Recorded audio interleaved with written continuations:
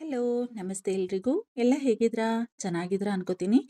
ನಾನು ಚೆನ್ನಾಗಿದ್ದೀನಿ. ನಾನು ನಿಮ್ಮ ವೀಣಾ ಸುರೇಶ್. ಎಲ್ಲರಿಗೂ ನನ್ನ ಕಾರ್ಯಕ್ರಮವಾದ ಕಥಾಸರಣಿ ರಾಗಸುತೆ ಜೊತೆ ಕಾರ್ಯಕ್ರಮಕ್ಕೆ ಆತ್ಮೀಯ ಸ್ವಾಗತ. ನೋಡ್ತಾ ಇರೋರು, ಕೇಳ್ತಾ ಇರೋರು ಎಲ್ಲರೂ ತಪ್ಪದೆ ಸಬ್ಸ್ಕ್ರೈಬ್ ಮಾಡ್ಕೊಳ್ಳಿ. ಹಾಗೆ ಲೈಕ್ಸು, ಕಮೆಂಟ್ಸು ಕೊಡೋದನ್ನು ಮರಿಬೇಡಿ. ಕತೆ ಹೇಗೆ ಅನಿಸ್ತಾ ಇದೆ? ನಿಮಗೆ ಮುಂದುವರಿಸ್ಬೇಕಾ, ಬೇರೆ ಕಥೆನ ಹಾಕಬೇಕಾ ನೆಕ್ಸ್ಟು ಅನ್ನೋದನ್ನು ತಿಳಿಸಿ ದಯವಿಟ್ಟು. ಮಂದ, ಬರ್ತಾ ಇದ್ದೀನಿ ಕಣೆ, ಇನ್ನೊಂದು ಅರ್ಧ ಗಂಟೆ ಅಷ್ಟೇಯ, ಬಂದೇ ಬಿಟ್ಟೆ. ಆಯ್ತಾ ಎಲ್ಲ ಪ್ಯಾಕ್ ಮಾಡಿ? ಸಾರಿ ಕಣೆ, ನಿನ್ನ ಸಹಾಯಕ್ಕೆ ಬರೋಕ್ಕಾಗಲಿಲ್ಲ ನನಗೆ. ಇಲ್ಲೇ ಸಿಗಾಕ್ಕೊಬಿಟ್ಟಿದ್ದೀನಿ. ಬಂದೆ ಈಗ. ಒಂದೇ ಸಮನೆ ಅತ್ತಲಿನ ಮಾತನ್ನ ಸಹ ಕೇಳಿಸಿಕೊಳ್ಳದೆ ಬಡಬಡಿಸುತ್ತಿದ್ದಳು ಕುಂಕುಮ. ಏ ಕುಂಕುಮ್, ನಿಂದು ಯಾವಾಗ್ಲೂ ಎಕ್ಸ್‌ಪ್ರೆಸ್ ಗಾಡಿನೇ ಅಲ್ವಾ? ಇರೇ ಮಾರೈತಿ, ನಾನು ಹೇಳೋ ಗಂಟ ಕೇಳು. ನೀನೇನು ಬರೋದು ಬೇಡ ಈಗ. ನಾನು ಎಲ್ಲನೂ ಪ್ಯಾಕ್ ಮಾಡಿ ಆಟೋದಾಗೆ ಹಾಕಿದ್ದೀನಿ. ನೀನು ಹೇಳಿದ ಅಡ್ರೆಸ್ಗೆ ಬರ್ತಾ ಇದ್ದೀವಿ ಬಿಡು ನಾವೇಯ. ಮತ್ತೆ ಯಾಕೆ ನೀ ಬರೋದು, ಸರಿನಾ? ನೀನು ಅಲ್ಲೇ ಇರು, ಇನ್ನೊಂದು ಗಂಟೇಲಿ ನಾವು ಅಲ್ಲಿರ್ತೀವಿ ಆಯ್ತಾ ಎಂದಿದ್ದಳು ಅತ್ತಲಿಂದ ಮಂದಾರ. ಹೌದೇನೆ ಮಂದ, ಥ್ಯಾಂಕ್ಸ್ ಕಣೆ ನಿನಗೆ. ನನಗೂ ಈಗ ಬರೋದು ಕಷ್ಟನೇ ಆಗಿರೋದು. ಸರಿ ಬಿಡು, ಬನ್ನಿ ಹಂಗಾರೆ. ಗೇಟ್ ಹತ್ರ ಬಂದು ಕಾಲ್ ಮಾಡು ನನಗೆ ಆಯ್ತಾ? ಗೇಟ್ ಓಪನ್ ಮಾಡಿಸ್ತೀನಿ. ನಾನುವೇ ಬರ್ತೀನಿ ಸಾಮಾನು ಇಳಿಸಕ್ಕೆ ಎಂದು ಕಾಲ್ ಕಟ್ ಮಾಡಿ ತಿರುಗಿ ರೂಮಿನೊಳಗೆ ಬಂದಿದ್ದಳು ಹುಡುಗಿ. ಸರ್, ನಾನೀಗ ಹೋಗ್ತಾ ಇಲ್ಲ, ನನ್ನ ಫ್ರೆಂಡೇ ಮನೆಯನ್ನ ಖಾಲಿ ಮಾಡ್ಕೊಂಡು ಬರ್ತಾ ಇದ್ದಾಳೆ. ಈಗ ನಾನು ಇಲ್ಲೇ ಇರ್ತೀನಿ. ನೀವು ಹೋಗಿ ಇವರಿಗೆ ಗಂಜಿ ಮಾಡಿಸ್ಕೊಂಡು ಬನ್ನಿ. ಇಲ್ಲ, ನಾನೇ ಗಂಜಿ ಮಾಡ್ಕೊಂಡು ಬರ್ತೀನಿ, ನೀವು ಇಲ್ಲೇ ಇರಿ. ಆದರೆ ನನಗೆ ಈ ಅರಮನೆಯಲ್ಲಿ ಅಡುಗೆ ಮನೆ ಎಲ್ಲದೆ ಅಂತ ಹುಡ್ಕದೇ ಕಷ್ಟ ಸರ್ ಎಂದು ಮುಖ ಬಾಡಿಸಿದ್ದಳು ಹುಡುಗಿ ತನ್ನ ಅಸಹಾಯಕತೆಗೆ. ಅವಳ ಬಡಬಡ ಮಾತು ಕೇಳಿ ಜಾನಿಗಂತೂ ಪುಟ್ಟ ಹುಡುಗಿಯನ್ನ ನೋಡಿದ ಹಾಗೆಯೇ ಆಗಿತ್ತು. ನಿಷ್ಕಲ್ಮಶ ಹೃದಯ ಮನಸ್ಸಿಗೆ ಅನಿಸಿದ್ದನ್ನ ಯಾವುದೇ ಸಂಕೋಚವೂ ಇಲ್ಲದೆ ಹೇಳಿಬಿಡುತ್ತಾಳೆ ಹುಡುಗಿ ಎನ್ನಿಸಿ ಅವನ ಮುಖದ ಮೇಲೆ ಮುಗುಳ್ನಗು ಮೂಡಿತ್ತು. ನಾನು ನಿಮಗೆ ಅಡುಗೆ ಮನೆಯನ್ನು ತೋರಿಸಿ ಬರ್ತೇನೆ ಆಯಿತಾ? ನಮಗೂ ಅಡುಗೆಯವರು ಮಾಡಿದ ಊಟ ತಿಂಡಿ ತಿಂದು ಬೇಸರ ಬಂದು ಬಿಟ್ಟಿದೆ ಮಾರೇರೆ. ಇಂದು ಅಣ್ಣನಿಗಾದರೂ ನೀವು ಮಾಡಿದ ಗಂಜಿಯನ್ನು ಕುಡಿಯುವ ಯೋಗ ಸಿಗಲಿ, ನಡೆಯಿರಿ ಎಂದಿದ್ದ ಜಾನಿ. ಅವನ ಮಾತು ಕೇಳಿ ವಿಷಾದದ ನಗು ಮೂಡಿತ್ತು ಅವಳ ಮುಖದ ಮೇಲೆ. ದೊಡ್ಡ ಜನರ ಜೀವನ ನೆಮ್ಮದಿ ಎಂಬುದೇ ಮರೀಚಿಕೆಯಾಗಿದೆ ಇವರಿಗೆ ಪಾಪ. ಹೇಳುವ ಹಾಗಿಲ್ಲ, ಅನುಭವಿಸುವ ಹಾಗಿಲ್ಲ ಎಂದುಕೊಂಡು ನೋವಿನ ನಿಟ್ಟುಸಿರು ಬಿಟ್ಟು ಅವನ ಹಿಂದೆಯೇ ನಡೆದಿದ್ದಳು ಒಂದೂ ಮಾತಿಲ್ಲದೆ ಹುಡುಗಿ. ಅತ್ಯಾಧುನಿಕವಾದ ರಾಯಲ್ ಕಿಚನ್ ಅದು. ಪಳಪಳನೆ ಹೊಳೆಯುತ್ತಿತ್ತು. ಹುಡುಗಿ ತನ್ನ ಕನಸಿನಲ್ಲಿಯೂ ಇಂತಹ ಅಡುಗೆ ಮನೆಯನ್ನು ನೋಡಿರಲಿಲ್ಲ. ಕಣ್ಣರಳಿಸಿದ್ದಳು ದಿಗ್ಭ್ರಾಂತಿಯಿಂದ. ದೇವುಡಾ, ಇದೇನು ಹಿಂಗದೆ ಅಡುಗೆ ಮನೆ? ಹಿಂಗೆಲ್ಲ ಇದ್ರೆ ಅಡುಗೆ ಮಾಡೋಕ್ಕಾದ್ರೂ ಹೆಂಗೆ ಮನಸ್ಸು ಬರುತ್ತೆ? ಅಡುಗೆ ಮಾಡೋದು ಅತ್ಲಾಗಿರಲಿ, ಒಳಗೆ ಕಾಲಿಡೋಕ್ಕೆ ಮನ್ಸಾಗಕ್ಕಿಲ್ಲ. ಹೆಂಗವ ನಾನು ಇಲ್ಲಿ ಸಾಮ್ರಾಟ್ರಿಗೆ ಗಂಜಿ ಮಾಡೋದು? ನಾನು ಒಪ್ಕೊಳ್ಳೇಬಾರ್ದಿತ್ತು ಇವಯ್ಯ ಹೇಳಿದ್ದನ್ನ. ಯಾರಾರ ಅಡುಗೆಯವ್ರಿಗೆ ಹೇಳಿದ್ರೆ ಅವರೇ ಮಾಡಿ ಹಾಕೋರು. ಈಗೇನು ಮಾಡೋಕ್ಕಾಗಕ್ಕಿಲ್ಲ. ನೀರಿಗಿಳಿದ ಮೇಲೆ ಮಳೆ ಏನು ಚಳಿ ಏನು ನೋಡೇ ಬಿಡುವ ಒಂದು ಕೈಯ ಎಂದುಕೊಳ್ಳುತ್ತಾ ನಿಂತೇ ಇದ್ದಳು ಕುಂಕುಮ. ಎಂತ ಯೋಚನೆ ಮಾಡುತ್ತಾ ಇದ್ದೀರಿ? ಬನ್ನಿ, ನಾನು ನಿಮಗೆ ಎಲ್ಲೆಲ್ಲಿ ಎಂತೆಂಥ ಉಂಟು ಹೇಳಿ ಹೇಳ್ತೇನೆ. ಕಡೆಗೆ ಅಡಿಗೆ ಮಾಡುವಿರಂತೆ ಆಯಿತಾ? ಬನ್ನಿ ಬನ್ನಿ ಎಂದು ಎಚ್ಚರಿಸಿದ್ದ ಜಾನಿ. ಅದು ಸರ್, ಇಲ್ಲಿ ಅಡುಗೆ ಮಾಡಬೇಕಾ ನಾನು? ಆಗುತ್ತಾ ನನ್ನ ಹತ್ರ? ಯಾಕೋ ಭಯ ಆಗ್ತಾ ಇದೆ ನನಗೆ. ನಿಮ್ಮ ಮನೆ ಅಡುಗೆಯವರಿಗೆ ಹೇಳಿದ್ರೆ ಆಗೋದು ಸರ್ ಎಂದಿದ್ದಳು ಹುಡುಗಿ ದಿಗಿಲಿನಿಂದ. ಹುಡುಗಿಯ ಮಾತು ಕೇಳಿ ನಗು ಬಂದಿತ್ತು ಜಾನಿಗೆ. ಎಂತಕ್ಕೆ ಮಾರೇರೆ ಇಷ್ಟು ಹೆದರುವುದು ನೀವು? ಇದು ಸಹ ಅಡುಗೆ ಮನೆಯೇ ಅಲ್ಲವಾ? ಎಂತ ಹೆದರಬೇಡಿ ಆಯ್ತಾ? ನಾನು ನಾನು ಹೇಳಿಕೊಡ್ತೇನೆ ನಿಮಗೆ ಏನು ಬೇಕು ಅಂತ ಹೇಳಿದ್ರೆ ಎಂದಿದ್ದ ಅವನು ಬಿಡದೆ. ಬೇರೆ ದಾರಿ ಕಾಣದೆ ಅವನ ಹಿಂದೆಯೇ ಹೆಜ್ಜೆ ಹಾಕಿದ್ದಳು ಕುಂಕುಮ. ಅದೇನು ಎಂದೇ ಅರ್ಥವಾಗದಂತ ಮೆಷಿನ್ ಒಲೆ ಇತ್ತು ಅಲ್ಲಿ. ಅಯೋಮಯಳಾಗಿ ಅದರ ಮುಂದೆ ನಿಂತು ಬಿಟ್ಟಿದ್ದಳು ಹುಡುಗಿ. ದೇವುಡ, ಇದೇನು ಹಿಂಗದೆ? ಇದನ್ನು ಹಚ್ಚೋದಾದ್ರೂ ಹಿಂಗೆ? ಇದ್ರಲ್ಲೆಲ್ಲ ಏನು ಮಾಡೋಕ್ಕಾಗುತ್ತೆ ಎಂದುಕೊಂಡು ತಲೆಯ ಮೇಲೆ ಕೈ ಹೊತ್ತಳು ಕುಂಕುಮ. ಅವಳ ಚಲನವಲನಗಳನ್ನೇ ನೋಡುತ್ತಿದ್ದ ಜಾನಿಗೆ ಹುಡುಗಿಯ ಪರಿಸ್ಥಿತಿ ಅರ್ಥವಾಗಿತ್ತು. ನಿಮಗೆ ಇದರಲ್ಲಿ ಅಡುಗೆ ಮಾಡಿ ಗೊತ್ತಿರುವುದಿಲ್ಲ ಅಲ್ಲವಾ? ಇದು ಒಂದು ತರಹದ ಕರೆಂಟ್ ಒಲೆ, ಇಂಡಕ್ಷನ್ ಸ್ಟವ್ ಅಂತಾರೆ ಇದಕ್ಕೆ. ಏನೇನು ಮಾಡಲು ಏನೇನು ನಂಬರ್ ಸೆಟ್ ಮಾಡಬೇಕು ಎಲ್ಲವೂ ಇದರಲ್ಲೇ ಉಂಟು. ನಾನು ನಿಮಗೆ ಹೇಳಿಕೊಡ್ತೇನೆ ಆಯ್ತಾ ಎಂದಿದ್ದ ಸಾವಧಾನವಾಗಿ ಜಾನಿ. ತಲೆ ಅಲ್ಲಾಡಿಸಿದ್ದಳು ಬೇರೆ ಏನೂ ತೋಚದೆ ಹುಡುಗಿ. ಅವನು ಹೀಗೆ ಹೀಗೆ ಮಾಡಬೇಕು ಎಂದು ಹೇಳಿಕೊಟ್ಟಿದ್ದ. ಅವನು ಹೇಳಿದ್ದನ್ನ ಗಮನವಿಟ್ಟು ನೋಡಿಕೊಂಡು ಕಲಿತಿದ್ದಳು ಕುಂಕುಮ. ನಂತರ ತನಗೆ ಗಂಜಿಗೆ ಬೇಕಾಗಿದ್ದ ಎಲ್ಲವನ್ನ ಅವನ ಹತ್ತಿರ ತರಿಸಿಕೊಂಡು ಅವನನ್ನ ಮಿಶ್ರ ಆಚಾರ್ಯ ಇರುವಲ್ಲಿಗೆ ಕಳಿಸಿದ್ದಳು. ಚಕಚಕನೆ ರವೆ ಗಂಜಿ ತಯಾರಿಸಿಕೊಂಡು ಒಂದು ಬೌಲ್ಗೆ ಹಾಕಿಕೊಂಡು ತಾನು ಮೇಲೆ ನಡೆದಿದ್ದಳು ಆಯುಷ್ ಇರುವಲ್ಲಿಗೆ. ಆಗ ತಾನೇ ಜ್ವರ ಬಿಟ್ಟು ಎಚ್ಚರವಾಗಿತ್ತು ಆಯುಷ್ಗೆ. ತಲೆಯೆಲ್ಲ ಒಡೆದು ಹೋಗಿ ಬಿಡುವುದೇನೋ ಎನ್ನುವಷ್ಟು ನೋಯುತ್ತಿತ್ತು ಅವನಿಗೆ. ಮೈಯೆಲ್ಲ ಬೆವತು ಬಿಟ್ಟಿತ್ತು. ಏನಾಗಿದೆ ತನಗೆ ಎಂದು ಒಂದು ಕ್ಷಣ ಅರ್ಥವಾಗಿರಲಿಲ್ಲ ಅವನಿಗೆ. ಕಣ್ಣು ಮುಚ್ಚಿಕೊಂಡು ನೆನಪಿಸಿಕೊಳ್ಳಲು ಪ್ರಯತ್ನಿಸಿದ್ದ ಅವನು. ಥಟ್ಟನೆ ಏನೋ ಮಸುಕು ಮಸುಕಾಗಿ ನೆನಪಾದಂತಾಗಿ ಕಣ್ಣು ತೆರೆದಿದ್ದ ಆಯುಷ್. ಸುತ್ತಮುತ್ತ ಕಣ್ಣು ಉಜ್ಜಿಕೊಂಡು ಒಮ್ಮೆ ನೋಡಿದ್ದ. ಥತ್, ನಾನ್ ಸೆನ್ಸ್ ಗರ್ಲ್, ಅದ್ಯಾಕೆ ಹೀಗೆ ಕಾಡ್ತಾಳೋ ಹಾಳಾದವಳು ನನ್ನ. ಎಲ್ಲ ನನ್ನ ಭ್ರಮೆ ಇರಬಹುದು, ಎಲ್ಲೋ ಕನಸು ಕಂಡಿರಬಹುದು ನಾನು. ಕನಸಿನಲ್ಲೂ ಬಂದು ಕಾಡುವಷ್ಟು ನಾನು ಆ ಕೆಲಸಕ್ಕೆ ಬಾರದ ಹುಡುಗಿಯನ್ನು ಹಚ್ಚಿಕೊಂಡಿದ್ದೀನ. ಅಷ್ಟು ಹುಚ್ಚು ಹಿಡಿಸಿದಾಳ ಹುಡುಗಿ ನನಗೆ. ಛೇ, ಯಾಕೆ ಹೀಗಾಗ್ತಾ ಇದೆ ನನಗೆ. ಅರೆ ಬರೆ ಎಚ್ಚರದಲ್ಲೂ ಅವನಿಗೆ ಅವಳದೇ ಕನವರಿಕೆ. ತಲೆ ಮತ್ತೂ ಸಿಡಿಯತೊಡಗಿತ್ತು ಅವನಿಗೆ. ಗಂಜಿ ಹಿಡಿದು ರೂಮಿನೊಳಗೆ ಕಾಲಿಟ್ಟಿದ್ದಳು ಕುಂಕುಮ. ಸಾಮ್ರಾಟರಿಗೆ ಜ್ವರ ಬಿಟ್ಟಿರಬಹುದೇ? ಬಿಟ್ಟೇ ಇರುತ್ತೆ, ಎಚ್ಚರವಾಗಿರಬಹುದು ಈಗ. ಯಾಕೋ ಎದೆ ಧವಗುಟ್ಟಿತ್ತು ಅವಳಿಗೆ.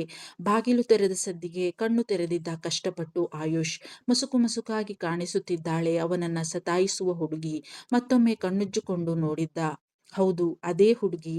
ಎದ್ದು ಕುಳಿತುಕೊಳ್ಳಲು ನೋಡಿದ. ತಲೆ ವಿಪರೀತ ಸಿಡಿಯುತ್ತಿತ್ತು, ಜೊತೆಗೆ ವಿಪರೀತ ಸುಸ್ತು. ಕಷ್ಟವಾಯಿತು ಏಳಲು ಅವನಿಗೆ. ನೋ ನೋ ಸರ್, ಯಾಕೆ ಹೇಳ್ತಾ ಇದ್ದೀರಾ? ಮಲಗಿ ಸರ್, ಏನಾಗ್ತಾ ಇದೆ ನಿಮಗೆ? ತಲೆನೋವಿದ್ಯಾ? ತಲೆ ಸುತ್ತುತ್ತಾ ಇದೆಯಾ? ಎನ್ನುತ್ತಾ ಅವನತ್ತ ಓಡಿದಳು ಕುಂಕುಮ. ಅಲ್ಲಿಯೇ ಟೇಬಲ್ ಮೇಲೆ ಗಂಜಿಯ ಬೌಲ್ ಇಟ್ಟು ಅವನ ಹತ್ತಿರ ಬಂದು ಕುಳಿತಳು ಹುಡುಗಿ. ಅವಳನ್ನೇ ಕಣ್ಣು ಸಂಕುಚಿಸಿ ನೋಡಿದ್ದ Ayush Acharya. Hey you, what are you doing here?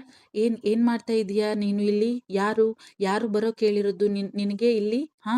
ಮಾತನಾಡಲು ಸಾಧ್ಯವಾಗದಿದ್ದರೂ ಕಷ್ಟಪಟ್ಟು ಮಾತನಾಡಿ ತಲೆ ಒತ್ತಿಕೊಂಡು ಏದುಸಿರು ಬಿಟ್ಟಿದ್ದ ಆಯುಷ್. ವಾ, ಇದೊಳ್ಳೆ ಚೆನ್ನಾಗದೆ ದೊರೆಯ ವರಸೆ. ರಾತ್ರಿ ಪೂರ ರಾಮಾಯಣ ಕೇಳಿ ಬೆಳಗ್ಗೆ ರಾಮಂಗೆ ಸೀತೆ ಏನಾಗಬೇಕು ಅಂತ ಕೇಳ್ದಂಗಿದೆ ಇದು. ಇಷ್ಟೊತ್ತುವೆ ಮನುಷ್ಯನ ಸೇವೆ ಮಾಡಿದ್ದಕ್ಕೂವೆ ಸಾರ್ಥಕ ಆಯ್ತು ಬಿಡು. ಇದು ನನಗೆ ಮೊದಲೇ ಗೊತ್ತಿತ್ತು ಬಿಡು. ಇದಕ್ಕೆ ಏನೂವೇ ನೆನಪು ಇರಾಕಿಲ್ಲ ಅಂತವ. ನಶೆಯಲ್ಲಿ ತೇಲಾಡ್ತಾ ಇತ್ತಲ್ಲ ಜನ. ಸದ್ಯ ನಾನು ಎಚ್ಚೆತ್ತೆ. ಇಲ್ಲ ಅಂದಿದ್ರೆ ನನ್ನ. ಸಣ್ಣಗೆ ಕಂಪಿಸಿದ್ದಳು ಅವನ ಮಾತು, ಮುತ್ತು, ಬೇಡಿಕೆ, ಸ್ಪರ್ಶ, ಸನಿಹ, ಅಪ್ಪುಗೆ ಎಲ್ಲವನ್ನ ನೆನೆದು. ಸಣ್ಣಗೆ ನರಳಿದ್ದ ಕಣ್ಣು ಮುಚ್ಚಿಯೇ ಆಯುಷ್. ಎಚ್ಚೆತ್ತಿದ್ದಳು ಹುಡುಗಿ. ಅವನು ಆಗಲೇ ಜ್ವರದ ತಾಪದಲ್ಲಿ ನಶೆಯ ಗುಂಗಿನಲ್ಲಿ ಹಸಿವು ಎಂದು ನರಳಿದ್ದು ನೆನಪಾಗಿತ್ತು ಅವಳಿಗೆ. ಸರ್, ಏನಾಗ್ತಾ ಇದೆ ನಿಮ್ಗೆ ಹೇಳಿ? ತಲೆನೋವಾ? ಹಸಿವಿಗೆ ತಲೆನೋವು ಬರುತ್ತೆ. ನಿಮಗೆ ಜ್ವರ ಬೇರೆ ಇತ್ತಲ್ಲ, ಅದಕ್ಕೆ ತಲೆನೋವು ಬಂದಿರುತ್ತೆ. ನೋಡಿ, ಗಂಜಿ ತಂದಿಟ್ಟಿದ್ದೀನಿ. ಇದನ್ನ ಕುಡಿದು ನಾನೊಂದು ಟ್ಯಾಬ್ಲೆಟ್ ಕೊಡ್ತೀನಿ, ನುಂಗಿ ಮಲಗಿಬಿಡಿ, ಎಲ್ಲ ಸರಿ ಹೋಗುತ್ತೆ. ಹೇಳಿ ಸರ್, ದಿಂಬಿಗೆ ತಲೆಯಾನಿಸಿ ಕೂರಿ ಗಂಜಿ ಕುಡಿಯೋರಂತೆ ಎನ್ನುತ್ತಾ ಅವನನ್ನ ದಿಂಬಿಗೆ ಒರಗಿಸಲು ಅವನ ತಲೆಯನ್ನ ಎತ್ತಿದ್ದಳು ತನ್ನ ಕೈಗಳಿಂದ ಹುಡುಗಿ. No no, I will manage. ನೀನು ದೂರ ದೂರ ಇರು ನನ್ನಿಂದ ಎಂದಿದ್ದ. ಅಂತಹ ಪರಿಸ್ಥಿತಿಯಲ್ಲೂ ಆಯುಷ್. ಅವಳ ಸನಿಹ ತನ್ನನ್ನು ಚಡಪಡಿಸುವಂತೆ ಮಾಡುತ್ತದೆ ಎಂಬ ಅರಿವಿತ್ತಲ್ಲ ಅವನಿಗೆ. ಓಕೆ ಓಕೆ, ದೂರನೇ ಇರೋಣ. ನಿಮಗೆ ನಾನು ಅಂದರೆ ಆಗಲ್ಲ ಅಂತ ಗೊತ್ತು ನನಗೆ. ಆದರೆ ಈಗ ನಾನು ಒಬ್ಬಳು ನರ್ಸ್ ಆಗಿ ಬಂದಿದ್ದೀನಿ ಇಲ್ಲಿ. ಇದು ನನ್ನ ಕರ್ತವ್ಯ. ನೀವು ಹಠ ಮಾಡದೆ ಗಂಜಿ ಕುಡಿಯಿರಿ ಮೊದಲು, ಆಮೇಲೆ ನಾನು ನಿಮ್ಮ ಕಣ್ಣ ಮುಂದೆ ಇರಲ್ಲ, ಆಯ್ತಾ? ಎಲ್ಲಿ ಆ ಅನ್ನಿ ಎನ್ನುತ್ತಾ ಸ್ಪೂನಿನಲ್ಲಿ ಗಂಜಿ ತುಂಬಿಕೊಂಡು ಅವನ ಬಾಯಿಯ ಮುಂದೆ ಹಿಡಿದಿದ್ದಳು ಕುಂಕುಮ ತಾಳ್ಮೆಯಿಂದಲೇ.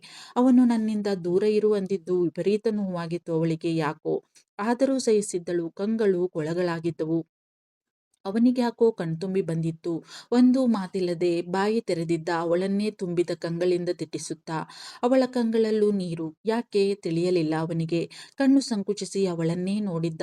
ತನ್ನ ಒರಟುಗೆನ್ನೆಗೆ ಇಳಿದಿದ್ದ ಕಣ್ಣೀರನ್ನ ಒರೆಸಿಕೊಳ್ಳುವ ಪ್ರಯತ್ನ ಕೂಡ ಮಾಡದೆ, ನನ್ನ ಹಠ, ನನ್ನ ಮಾತು, ನನ್ನ ಕೋಪ ಎಲ್ಲವನ್ನ ಸಹಿಸಿಕೊಂಡು ನನಗೆ ಗಂಜಿ ತಿನ್ನಿಸುವ ಪ್ರಯತ್ನ ಮಾಡ್ತಿದ್ದಾಳೆ ಹುಡುಗಿ ಪಾಪ.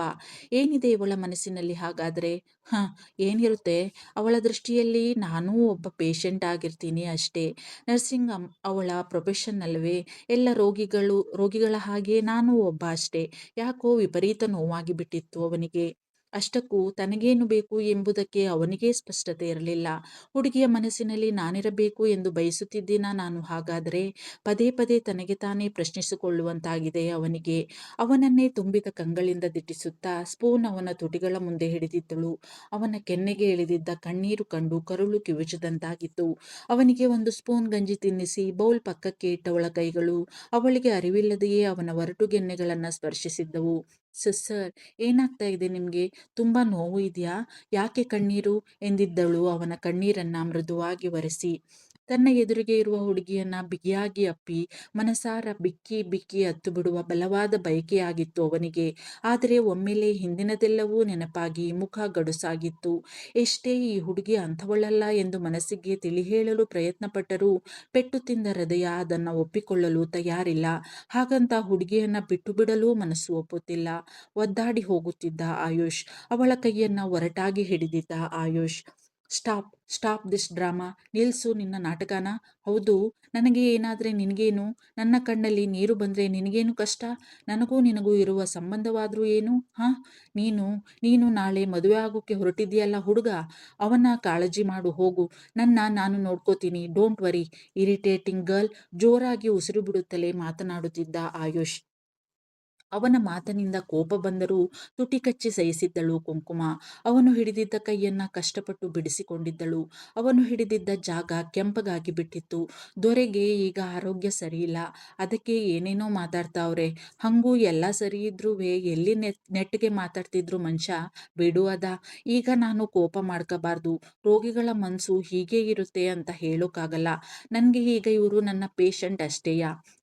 ತನ್ನನ್ನು ತಾನು ಸಮಾಧಾನ ಮಾಡಿಕೊಂಡಳು ಹುಡುಗಿ. ನನ್ನ ಹುಡುಗನ ಹೆಂಗ್ ನೋಡ್ಕೋಬೇಕು ಅಂತ ನನಗೆ ಗೊತ್ತದೆ. ನೀವೇನು ಹೇಳ್ಕೊಡ್ಬೇಕಾಗಿಲ್ಲ. ನೀವು ನಿಮ್ಮ ಹುಡುಗಿ ಬಗ್ಗೆ ಚಿಂತೆ ಮಾಡಿ ಸಾಕು. ಈಗ ಮೊದಲು ಗಂಜಿ ತಿನ್ನಿ ನೀವು. ನನ್ನ ಪೇಷಂಟ್ ಈಗ ನೀವು. ನಾನು ಹೇಳಿದ ಹಾಗೆ ಕೇಳಬೇಕು ಅಷ್ಟೇ. ಎಲ್ಲಿ ಆ ಅನ್ನಿ? ಪಟ್ಟು ಸಡಿಲಿಸಲಿಲ್ಲ ಅವಳು. ಅವನಿಗೆ ಗಂಜಿ ತಿನ್ನಿಸಿ ಮಾತ್ರೆ ನುಂಗಿಸಿದರೆ ಮಾತ್ರ ನನಗೆ ಸಮಾಧಾನ ಎಂದುಕೊಂಡಳು.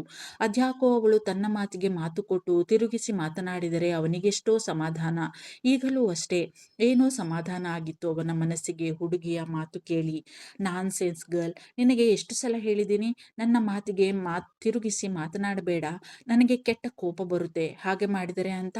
ನಿನಗೆ ನನ್ನ ಮಾತು ಅಂದರೆ ಲೆಕ್ಕಕ್ಕೆ ಇಲ್ಲ ಅಲ್ವಾ? ಮತ್ತೆ ಮತ್ತೆ ಅದೇ ತಪ್ಪು ಮಾಡ್ತೀಯಾ? ಇನ್ನೂ ಏನೇನೋ ಹೇಳುತ್ತಿದ್ದವನ ಬಾಯಿಗೆ ಗಂಜಿ ಹಾಕಿಬಿಟ್ಟಿದ್ದಳು ಹುಡುಗಿ. ಇಷ್ಟಗಲ ಕಣ್ಣು ಬಿಟ್ಟು ಅವಳನ್ನೇ ನೋಡುತ್ತಾ ಗಂಜಿ ಕುಡಿದಿದ್ದ ಬೇರೆ ದಾರಿಯಿಲ್ಲದೆ ಆಯುಷ್. ಅವನ ಅವಸ್ಥೆ ನೋಡಿ ಜೋರಾಗಿ ನಕ್ಕು ಬಿಟ್ಟಿದ್ದಳು ಕುಂಕುಮ. ಅವಳನ್ನೇ ನೋಡುತ್ತಾ ಇದ್ದವನ ಮುಖ ಮೃದುವಾಯಿತು. ಅವಳ ನಗು ನೋಡಿದವನಿಗೆ ಮನಸ್ಸೆಲ್ಲ ಹಗುರಾದ ಭಾವ. ಅವಳನ್ನೇ ಕಣ್ಣಿವೆ ಇಕ್ಕದೆ ನೋಡುತ್ತಾ ಬಾಕಿಯಾಗಿ ಬಿಟ್ಟಿದ್ದ ಆಯುಷ್. ಅವನ ನೋಟ ತನ್ನ ಮೇಲಿರುವುದನ್ನು ಗಮನಿಸಿದವಳು ಥಟ್ಟನೆ ನಗು ನಿಲ್ಲಿಸಿ ಮುಖ ಬಾಗಿಸಿದ್ದಳು ಕುಂಕುಮ. ಮುಖವೆಲ್ಲ ಕೆಂಪು ಕೆಂಪು. ಮೈಯೆಲ್ಲ ಸಣ್ಣ ಕಂಪನ. ಮುಖದ ಮೇಲೆ ಬೀಳುತ್ತಿದ್ದ ಮುಂಗುರುಳನ್ನ ಕಿವಿಯ ಹಿಂದೆ ಸಿಕ್ಕಿಸಿದ್ದಳು. ಕುಳಿತಲ್ಲೇ ಮಿಸುಕಾಡಿದ್ದಳು. ಏನು ಮಾಡಬೇಕೆಂದೇ ತಿಳಿಯದೆ ಹುಡುಗಿ. ಅವಳ ಈ ಪರಿಯ ಮುಖಭಾವ ಅವನನ್ನ ಮೊದಲ ಬಾರಿಗೆ ಅಚ್ಚರಿಗೆ ನೂಕಿತ್ತು.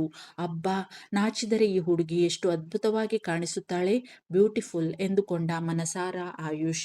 ಒಂದು ಸ್ಪೂನ್ ತಿನ್ನಿಸಿದರೆ ಹೊಟ್ಟೆ ತುಂಬಿ ಬಿಡುತ್ತಾ ನನಗೆ? ಮಿಕ್ಕಿದ್ದು ಆ ನಿನ್ನ ಹುಡುಗನಿಗೆ ತಿನ್ನಿಸುವ ಪ್ಲಾನ್ ಇದೆಯಾ? ನಾನ್ ಸೆನ್ಸ್ ಗರ್ಲ್. ಬೇಕೆಂದೇ ಸಿಡಿದಿದ್ದ ಆಯುಷ್.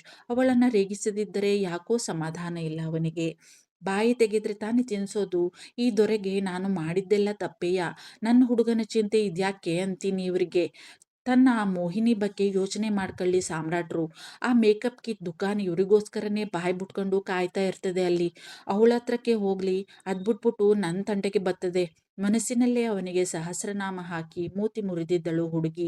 ಮನಸ್ಸಿನಲ್ಲೇ ನನಗೆ ಮಂಗಳಾರತಿ ಮಾಡಿದ್ದು ಸಾಕು, ಆಮೇಲೆ ತಿಂದಿದ್ದು ಗಂಟಲಲ್ಲಿ ಇಳಿಯದೆ ಗೊಟಕ್ಕಂದ್ರೆ ಕಷ್ಟ ನಾನು ಎಂದು ಬಿಟ್ಟಿದ್ದ ಆಯುಷ್. ಥಟ್ಟನೆ ಅವನ ಬಾಯಿ ಮುಚ್ಚಿಬಿಟ್ಟಿದ್ದಳು ಹುಡುಗಿ ತನ್ನ ಕೈಗಳಿಂದ. ಅದ್ಯಾಕೋ ಅವನ ಮಾತು ಅವಳಿಗೆ ಗಾಬರಿ ಭಯದ ಜೊತೆಗೆ ಕಣ್ಣೀರು ತರಿಸಿತ್ತು. ಸರಿಯಾಗಿ ಮಾತಾಡೋಕೇನು ಸರ್ ನಿಮ್ಗೆ? ಏನೇನೋ ಮಾತಾಡ್ತೀರಾ ಛೇ ಎಂದಿದ್ದಳು ಕೋಪದಿಂದ. ತನ್ನ ಬಾಯಿ ಮುಚ್ಚಿದ್ದ ಅವಳ ಕೋಮಲ ಕರಗಳ ಸ್ಪರ್ಶ ಅವನನ್ನ ಬೇರೆಯದೇ ಲೋಕಕ್ಕೆ ಕೊಂಡೊಯ್ದಿತ್ತು. ಅಲ್ಲಿಯೇ ಕಣ್ಣು ಮುಚ್ಚಿ ಸಣ್ಣ ಮುತ್ತಿಟ್ಟಿದ್ದ ಆಯುಷ್. ಮೈಮನವೆಲ್ಲ ಹಿತವಾದ ಕಂಪನ. ಥಟ್ಟನೆ ಕಣ್ಬಿಟ್ಟಿದ್ದ.